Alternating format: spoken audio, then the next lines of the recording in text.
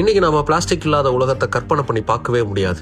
அந்த அளவுக்கு எங்கும் எதிலும் பிளாஸ்டிக் மயம் தான். இப்படி இன்றைய உலகத்தின் தவிர்க்க முடியாத ஒரு பொருளா பிளாஸ்டிக் மாறுறதுக்கு காரணமா இருந்த முதல் சிந்தட்டிக் பிளாஸ்டிக் கண்டுபிடிக்கப்பட்ட தினம் இன்று. சிந்தட்டிக் பிளாஸ்டிக் உருவாக்கப்படுறதுக்கு முன்னாடி இயற்கையா கிடைக்கக்கூடிய செல்லுலோஸ், ரப்பர் மாதிரியான பொருட்களை வச்சு பிளாஸ்டிக் சார்ந்த மாதிரியான பொருட்களை உருவாக்கிக்கிட்டு இருந்தாங்க. ஆனா அது முழுமையான ஒரு பிளாஸ்டிக்கா இல்லாம தான் இருந்துச்சு.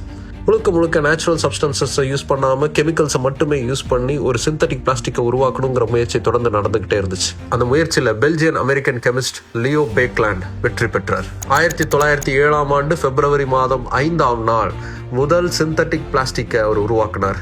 அந்த பிளாஸ்டிக்குங்கிறது மோல்டுல இருந்து வெளிவந்து ஷேப் உடையாம கரெக்டா நின்றுச்சு. அப்படி உருவாக்கப்பட்ட அந்த பிளாஸ்டிக்கு அவர் பேர் சார்ந்த பேக்லைட்டுங்கிற பேர் வைக்கப்பட்டுச்சு. அந்த பேக்லைட் தான் ஒட்டுமொத்த உலகத்தையுமே மாற்றி போட்டுச்சு. மாஸ் ப்ரொடக்ஷன்ல எண்ணிலடங்கா பொருட்களை பேக்லைட் மூலமா உருவாக்க முடியும், அதுவும் சீப்பான ரேட்ல கொண்டு வர முடியும். அப்படிங்கிறதுனால தொடர்ந்து பல இண்டஸ்ட்ரீஸ்ல பேக்லைட்டை பயன்படுத்த ஆரம்பிச்சாங்க. இப்படி பாலிமர் ஏஜுக்கே அடித்தளம் அமைத்த பேக்லாண்டை ஃபாதர் ஆஃப் பிளாஸ்டிக்ஸ் அப்படின்னு அழைப்பாங்க. பேக்லாண்ட் மரணம் அடைஞ்ச சமயத்துல 1,75,000 டன் அளவுக்கான பேக்லைட் உற்பத்தி பண்ணி அது 15,000க்கும் மேற்பட்ட பொருட்கள் தயாரிக்கிறதுக்காக உதவியா இருந்துச்சு.